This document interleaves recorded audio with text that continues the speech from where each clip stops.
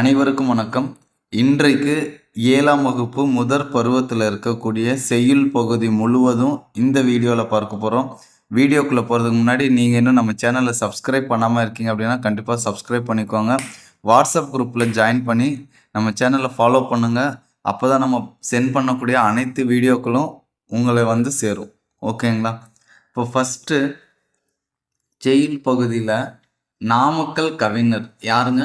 நாமக்கல் கவிஞர் அவர் இயற்றிய எங்கள் தமிழ் அப்படின்ற ஒரு பாடல் பகுதி தான் இடம்பெற்றிருக்கு. எங்கள் தமிழ். ஸோ இந்த எங்கள் தமிழ்ல இலக்கண பகுதியில் என்ன கொடுத்துருக்காங்கன்னா எதுகை, மோனை, இயைபு. சரிங்களா? ஸோ இந்த எதுகை, மோனை, இயைபு எப்படி கண்டுபிடிக்கணும் அப்படின்னா, இப்போ அருள் நெறி பாடல் அடியில் அருள் நெறி பொருள் பெற அப்படின்னு இருக்கு. ஸோ இதில் இரண்டாவது எழுத்து ரு ஒரே மாதிரியாக இருக்குது. ஸோ அப்போ இரண்டாவது எழுத்து ஒரே மாதிரி வருது அப்படின்னா அதுதான் எதுகை. முதல் எழுத்து ஒரே மாதிரி வருது அப்படின்னா அதுதான் மோனை. புரியுதுங்களா? அதுக்கு எடுத்துக்காட்டு கொல்லா, கொள்கை, கொல்லா, கொள்கை. ஸோ முதல் எழுத்து ஒன்று வருது அப்படின்னா அதுதான் மோனை. இரண்டாம் எழுத்து ஒன்று வருது அப்படின்னா அதுதான் எதுகை. இயைபு அப்படின்னு பார்த்தீங்கன்னா ஒத்த ஓசையில் முடியும். பாடல் அடியில் கடைசியாக இறுதியாக வரக்கூடிய வார்த்தைகள் பார்த்தீங்க அப்படின்னா ஒத்த ஓசையில் இருக்கும். புகழாது, இகழாது.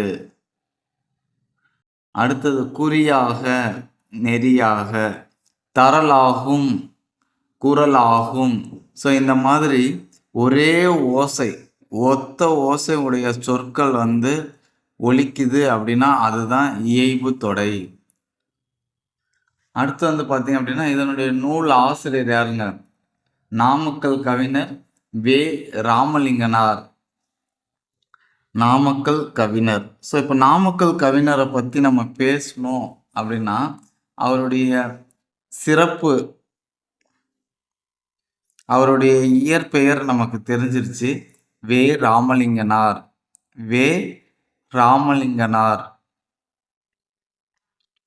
இவரை வந்து காந்திய கவிஞர் அப்படின்னு சொல்றாங்க. என்ன கவிஞர்? காந்திய கவிஞர். ஸோ ஏன் காந்திய கவிஞர் அப்படின்னு அழைக்கிறாங்க அப்படின்னு பார்த்தீங்கன்னா காந்தியடிகளுடைய கொள்கைகளால் ஈர்க்கப்பட்டு காந்தியத்தை பின்பற்றியதுனால இவரை காந்திய கவிஞர் அப்படின்னு சொல்றாங்க. நாமக்கல் கவிஞர் தான் காந்திய கவிஞர். நாமக்கல் கவிஞருடைய இயற்பெயர் வே. ராமலிங்கனார். இவர் இயற்றிய நூல்கள் அப்படின்னு பார்த்தீங்கன்னா நூல்கள் வந்து அப்படியே எழுதிக்கோங்க. மலைக்கல்லன், தமிழன் இதயம்,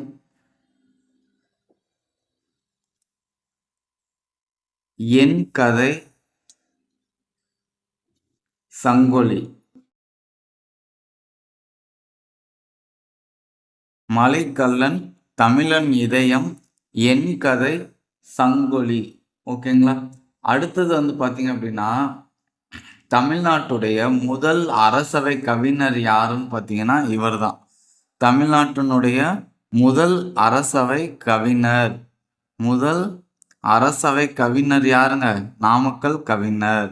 ஸோ இப்போ நாமக்கல் கவிஞர் பற்றி சிறப்பு என்ன கொடுத்துருக்காங்க அப்படின்னு பார்த்தீங்கன்னா காந்திய கவிஞர்.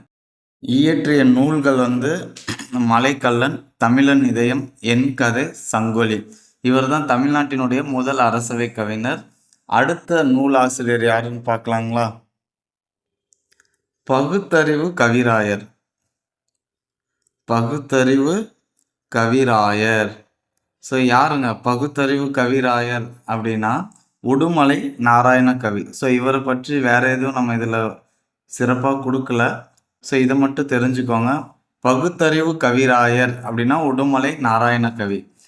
காந்திய கவிஞர் அப்படின்னா நாமக்கல் கவிஞர். ஓகேங்களா? ஸோ அடுத்தது சுரதா. சுரதாவை பொறுத்த வரைக்கும் சுரதா அப்படின்னா சுப்பு ரத்தின தாசன் அப்படின்னு பொருள் வரும். சுப்பு ரத்தின தாசன். ஸோ இதனுடைய முதல் எழுத்து தான் சுரதா. சுப்பு ரத்தின தாசன். சுரதா பேர் வந்துருச்சுங்களா? ஸோ சுப்பு ரத்தினம் அப்படின்னா யார் அழைக்கிறோம்? யாருடைய இயற்பெயர் சுப்புரத்தினம்? பாரதிதாசனுடைய இயற்பெயர் தான் சுப்புரத்தினம். ஸோ அப்போ பாரதிதாசன் மீது அவருடைய நூல்கள் மீது அதிக ஈர்ப்பு பற்று கொண்டதன் காரணமாக அவர் என்ன பண்ணுறாருன்னா அவருடைய இயற்பெயரை சுப்புரத்தின தாசனாக மாற்றிக்கிறார். அது காலடைவில் சுரதாவாக மாறிடுச்சு. ஓகேங்களா? ஸோ அப்போ பாரதிதாசன் மீது கொண்ட பற்றின் காரணமாக தான் இவருடைய இயற்பெயரை மாற்றியிருக்காரு. அப்போ இவருடைய இயற்பெயர் என்னதுங்க? ராசகோபாலன். என்னதுங்க? ராசகோபாலன். சரிங்களா? இப்போ ராசகோபாலன். அடுத்தது சுரதாவை பற்றி முக்கியமாக அடிக்கடி கேட்கக்கூடிய கொஸ்டின், உவமை கவிஞர் யாரு அப்படின்னு கேட்பாங்க. உவமை கவிஞர் என்று அழைக்கப்படுபவர் யாரு? சுரதா. ஓகேங்களா? அடுத்தது அவர் இயற்றிய நூல்கள் அப்படின்னு பார்த்தீங்கன்னா அமுதும் தேனும். அப்படியே ஞாபகம் வச்சுக்கோங்க. அமுதும் தேனும், தேன்மலை துறைமுகம். அமுதும் தேனும், தேன்மலை துறைமுகம். அவ்வளோதாங்க. அடுத்தது இவர் இயற்றிய இந்த நூல் பாடப்பகுதி வந்து பார்த்தீங்கன்னா காடு. இந்த காடுன்ற பாடல் பகுதி இது வந்து எந்த பாவகையை சார்ந்தது அப்படின்னு பார்த்தீங்கன்னா கிளிக்கண்ணி. கிளிக்கண்ணின்ற பாவகையை சார்ந்தது. ஓகேங்களா? ஸோ அடுத்தது திரும்ப ஒரு தடவை ரிவிஷன் பண்ணிடுவோம். சுரதா சுப்புரத்தின தாசன், இயற்பெயர் ராசகோபாலன். இவர் ஓமை கவிஞர் அப்படின்னு சிறப்பு பெயர் கொண்டவர். அமுதும் தேனும், தேன்மலை துறைமுகம் ஆகிய நூல்களை இயற்றியிருக்காரு. இவர் இயற்றிய நூலில் காடுன்ற ஒரு பாடப்பகுதி தான் இங்கே அமைஞ்சிருக்கு. ஸோ இது வந்து முழுவதும் கிளிக்கண்ணி அப்படின்ற ஒரு பாவகையில் இயற்றப்பட்டது. அடுத்து ராஜ மார்த்தாண்டன். யாருங்க? ராஜ மார்த்தாண்டன். ஸோ ராஜ மார்த்தாண்டன் அவரை பற்றி சொல்லணும் அப்படின்னு பார்த்தீங்கன்னா இவர் வந்து ஒரு கவிஞர், இதழாளர், கவிதை திறன் ஆய்வாளர் அப்படின்னு பன்முக திறன் கொண்டவர். இவர் வந்து கொல்லிப்பாவை. என்னதுங்க? கொல்லிப்பாவை அப்படின்ற சிறப்பு இதழை நடத்திட்டு இருந்தார். இதழ் கொல்லிப்பாவை அப்படின்ற ஒரு இதழை இவர் நடத்திட்டு வந்தார். அடுத்தது ராஜ மார்த்தாண்டன் கவிதைகள். ராஜ மார்த்தாண்டன் கவிதைகள் அந்த நூலுக்காக அவருக்கு வந்து விருது வழங்கியிருக்காங்க. எங்கன்னு பார்த்தீங்கன்னா தமிழ் வளர்ச்சித்துறையின் பரிசு பெற்றவர் யாருங்க? ராஜ மார்த்தாண்டன். ராஜ மார்த்தாண்டன் கவிதைக்காக பரிசு பெற்றிருக்காரு. தமிழ் வளர்ச்சித்துறையின் பரிசு பெற்றவர் யாருங்க? ராஜ மார்த்தாண்டன். அடுத்தது கொங்குதேர் வாழ்க்கை. கொங்குதேர் வாழ்க்கை இந்த தலைப்புல ஒரு நூலை உருவாக்கி இருக்காரு. அப்ப அவர் இயற்றிய நூல் எதுங்க? கொங்குதேர் வாழ்க்கை. அடுத்து அப்படியே நிற்கட்டும் அந்த மரம். அப்படியே நிற்கட்டும் அந்த மரம். ஸோ அவர் இயற்றிய கவிதை தொகுப்பு தான் இந்த பாடப்புத்தகத்தில் இருக்கு. அப்படியே நிற்கட்டும் அந்த மரம். இந்த கவிதை தொகுதி தான் நம்முடைய பாடப்புத்தகம் 7வது பாடப்புத்தகத்தில் இடம்பெற்றிருக்கு. அப்போ ராஜ மார்த்தாண்டன்னா கொல்லிப்பாவைன்ற இதழை நடத்திட்டு வந்திருக்காரு. அடுத்தது ராஜ மார்த்தாண்டன் கவிதைக்காக பரிசு வாங்கியிருக்காரு. கொங்குதேர் வாழ்க்கை நூல் இயற்றியிருக்காரு. அவர் இயற்றிய நூலில் அப்படியே நிற்கட்டும் அந்த மரம் இந்த கவிதை தொகுப்பு வந்து நம்முடைய 7ஆம் வகுப்பு பாடப்புத்தகத்தில் இடம்பெற்றிருக்கு. அடுத்தது திருவள்ளுவர். திருவள்ளுவர் பற்றி சொல்லணும் அப்படின்னு பார்த்தீங்கன்னா இவர் வந்து பொய்யில் புலவர், முதற் பாவலர், சென்னா போதர் அப்படின்லாம் சிறப்பு பெயர் கொண்டு அழைக்கிறாங்க. ஸோ திருவள்ளுவருக்கு அதிக சிறப்பு பெயர்கள் உண்டு. இவர் வந்து 2000 ஆண்டுக்கு முற்பட்டவர் அப்படின்னு சொல்லுவோம். அடுத்தது இவர் இயற்றிய நூல் தான் திருக்குறள். இந்த திருக்குறள்ல நூலுக்கு திரு அப்படின்ற அடைமொழி முதல்ல எதுக்கு வழங்கினாங்க அப்படின்னு பார்த்தீங்கன்னா இந்த திருக்குறளுக்கு தான். அப்போ தமிழ் நூலில் முதலா திரு அப்படின்ற அடைமொழி கொண்டு இயற்றப்பட்ட நூல் எதுன்னு பார்த்தீங்கன்னா திருக்குறள். அடுத்தது இது வந்து அறத்துப்பால், பொருட்பால், காமத்துப்பால்ன்ற 3 பிரிவுகளை கொண்டது. எத்தனை பிரிவுகளை கொண்டது?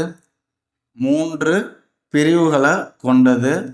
அறம், பொருள், இன்பம். ஸோ அறம்ல வந்து பார்த்தீங்க அப்படின்னா மொத்தம் வந்து 38, பொருளில் 70, இன்பத்தில் 25ன்னு மொத்தம் வந்து 133 அதிகாரங்கள் இடம்பெற்றிருக்கு. நல்லா திரும்பவும் சொல்கிறேன், திருக்குறள் 3 பிரிவுகளை கொண்டது நமக்கு தெரியும்.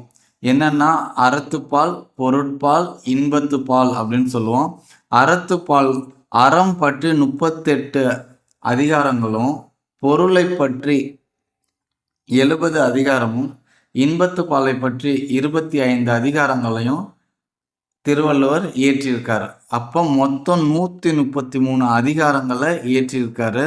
ஒவ்வொரு அதிகாரத்திற்கும் 10 பாடல்கள் வீதம் மொத்தம் 1330 பாடல்கள் இடம்பெற்றிருக்கு.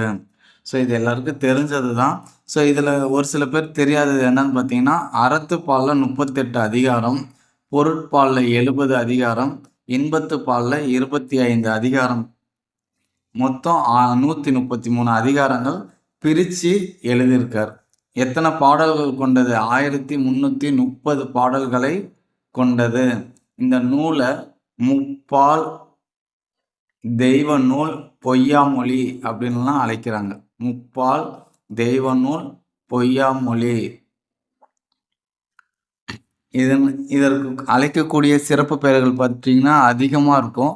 ஸோ ஒவ்வொரு வகுப்புக்கு ஏற்றவாறு கொஞ்சம் அதிகரிச்சுட்டே வருவாங்க. ஸோ இந்த பாடப்புத்தகத்தில் இவ்வளோ தான் கொடுத்துருக்காங்க. அடுத்தது வந்து பார்த்தீங்கன்னா முரண். முரண் கொடுத்துருக்காங்க, அணி கொடுத்துருக்காங்க. நம்ம ஏற்கனவே வந்து எதுகை, மோனை, இயைபு பார்த்துட்டோம். முரண் அப்படின்னு பார்த்தீங்கன்னா முரண் தொடைனா முரண்பட்டு இருக்கும். முரண்னா ஆக்கமும் கேடும் கேட்பாங்க. கீழ்கண்டவற்றுள் முரண் தொடையை கண்டுபிடி அப்படின்னு கேட்பாங்க. ஆக்கமும் கேடும். வலியார், மெலியார். இப்போ வலியார்னா வலிமை நிறைந்தவர், மெலியார்னா அதுக்கு ஆப்போசிட்டு வலிமை நிறைந்தவர், வலிமை குறைந்தவர். ஸோ அப்போ முரண்பட்டு இருக்கு அப்படின்னா அதுதான் வந்து என்னதுங்க? முரண் தொடை, ஆக்கம் கேடு. அடுத்தது சொற்பொருள் பின்வரும் நிலையணி. சொற்பொருள் பின்வரும் நிலையணி.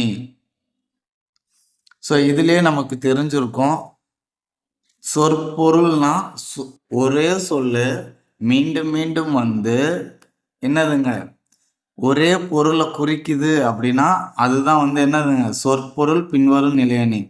சொல்லும் மீண்டும் மீண்டும் வரும், பொருளும் மீண்டும் மீண்டும் வருது அப்படின்னா அதுதான் சொற்பொருள் பின்வரும் நிலையணி. அடுத்த டாபிக்கு மீ ராசேந்திரன். ஸோ இவர் வந்து கல்லூரி பேராசிரியராக பணியாற்றியிருக்காரு. இவர் வந்து எல்லாரும் மீரா அப்படின்னு கூப்பிடுவாங்க. என்னன்னு கூப்பிடுவாங்க? மீரா அப்படின்னு கூப்பிடுவாங்க. இவர் இயற்றிய நூல்கள் அப்படின்னு பார்த்தீங்கன்னா ஊசிகள், குக்கு, 3ம் 6ம், வா இந்த பக்கம்.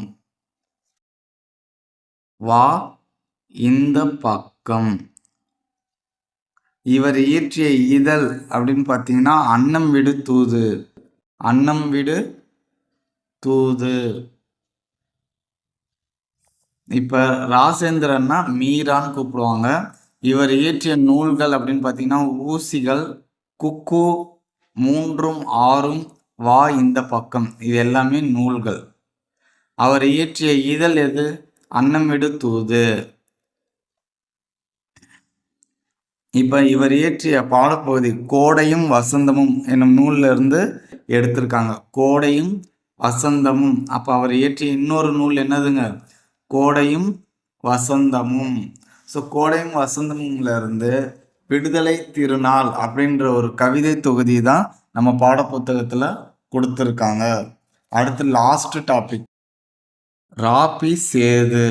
ராபி சேது இவரை பற்றி தான் பார்க்க போகிறோம். இவர் ஒரு தமிழ் அறிஞர், எழுத்தாளர், வழக்குரைஞர், மேடை பேச்சாளர் அப்படின்னு பன்முக திறமை இருக்குது. ஸோ என்னென்னு பார்த்தீங்கன்னா தமிழ் அறிஞர், எழுத்தாளர், வழக்குரைஞர், மேடை பேச்சாளர். அடுத்தது ரொம்ப ரொம்ப முக்கியமானது, மிக முக்கியமானது அப்படின்னு பார்த்தீங்கன்னா சொல்லின் செல்வர். சொல்லின் செல்வர் அப்படின்னு அழைக்கக்கூடிய அடைமொழியை கொண்டவர் யாருன்னு பார்த்தீங்கன்னா ராபி சேது பிள்ளை அப்படின்னு சொல்லுவோம். ஸோ இவர் என்ன பண்ணியிருக்காரு அப்படின்னு பார்த்தீங்கன்னா செய்யுளில் மட்டும்தான் எதுகை மோனைலாம் இருக்கும். செய்யுளில் தான் எதுகை மோனை இருக்கும். ஸோ அந்த எதுகை மோனையை முதல்ல உரைநடையில், செய்யுளில் தான் எதுகை மோனை இருக்கும், அதை முதல்ல உரைநடையில் பயன்படுத்தி உருவாக்குனது யாருங்க? ராபி சேது தான். ஓகேங்களா? இப்போ எதுகை மோனையை கொண்டு உரைநடையை உருவாக்குன பெருமை யாருக்கு இருக்குன்னா ராபி சேது. இவருடைய இயற்பெயர் சொல்லின் செல்வர். இவர் சாகித்ய அகாடமி விருது வாங்கியிருக்காரு. எந்த நூலுக்காக அப்படின்னு பார்த்தீங்கன்னா தமிழ் இன்பம். என்னதுங்க? தமிழ் இன்பம்ன்ற நூலுக்காக சாகித்ய அகாடமி விருதை வாங்கியிருக்காரு. அடுத்தது என்னென்ன நூல் இயற்றியிருக்காரு அப்படின்னு பார்த்தீங்கன்னா ஆற்றங்கரையிலே நூல்கள் எழுதிக்கோங்க. ஆற்றங்கரையிலே, கடற்கரையினிலே,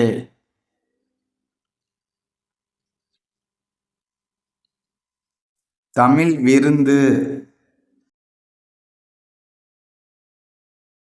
தமிழகம், ஊரும் பேரும், மேடை பேச்சு. ஆற்றங்கரையினிலே, கடற்கரையினிலே, தமிழ் விருந்து, தமிழகம், ஊரும் பேரும், மேடை பேச்சு ஆகிய நூல்களை இயற்றியிருக்காரு. இப்போ நம்முடைய பாடப்பகுதி எதில் இருக்குது அப்படின்னு பார்த்தீங்கன்னா கடற்கரையினிலே. ஸோ வஉசி தன்னுடைய கருத்தை வெளிப்படுற மாதிரி எடுத்து எழுதியிருக்காரு. ஸோ அந்த பாடப்பகுதி தான் நமக்கு 7ஆம் வகுப்புல இடம்பெற்றிருக்கு. ஸோ அப்போ ராபி சேது அப்படின்னா பன்முக திறமையாளர், முக்கியமாக சொல்லின் செல்வர் யாருங்க? ராபி சேது. செய்யுளில் மட்டும் எதுகை மோனை பயன்படுத்திட்டு இருந்த காலம் போய் உரைநடையில் முதலாக எதுகை மோனையை பயன்படுத்தி உருவாக்குன பெருமை யாருக்கு இருக்கு அப்படின்னா ராபி சேதுக்கு தான். சாகித்ய அகாடமி விருது வாங்கியிருக்காரு. அது எந்த நூலுக்காக அப்படின்னு பார்த்தீங்கன்னா தமிழ் இன்பம். தமிழ் இன்பம் மட்டும்தான் இயற்றியிருக்காரா அப்படின்னு பார்த்தீங்கன்னா கிடையாது. ஆற்றங்கரையிலே, கடற்கரையினிலே, தமிழ் விருந்து, தமிழகம், ஊரும் பேரும், மேடை பேச்சு ஆகிய நூல்களை இயற்றியிருக்காரு. இந்த நூல்களில் நம்முடைய பாடப்பகுதியில் இடம்பெற்றிருக்கக்கூடிய பகுதி எதுன்னு பார்த்தீங்கன்னா கடற்கரையினிலே அப்படின்ற நூலில் வஉசி தன்னுடைய கருத்தை எழுதுகிற மாதிரி ஒரு பகுதி இருக்குது. ஸோ அந்த பகுதியை தான் நம்முடைய பாடப்பகுதியில் இடம்பெற்றிருக்கு. ஓகேங்களா? ஸோ அவ்வளோதான் நூலாசிரியர். ஸோ உங்களுக்கு ஈஸியாக புரிஞ்சிருக்கும் அப்படின்னு நான் நம்புகிறேன். ஸோ லென்த்தாக இருந்ததுனால தான் இப்போ உரைநடை தனியாக, செய்யுள் தனியாக நான் போட்டிருக்கேன். ஓகேங்களா? ஸோ கண்டிப்பாக அடுத்தது உரைநடைக்கான வீடியோ வரும். வெயிட் பண்ணி பாருங்கள். நம்ம சேனலை இன்னும் ஃபாலோ பண்ணாமல் இருக்கீங்கன்னா கண்டிப்பாக ஃபாலோ பண்ணிக்கோங்க. தேங்க்ஸ் ஃபார் வாட்சிங்னா. Thank you to all the best.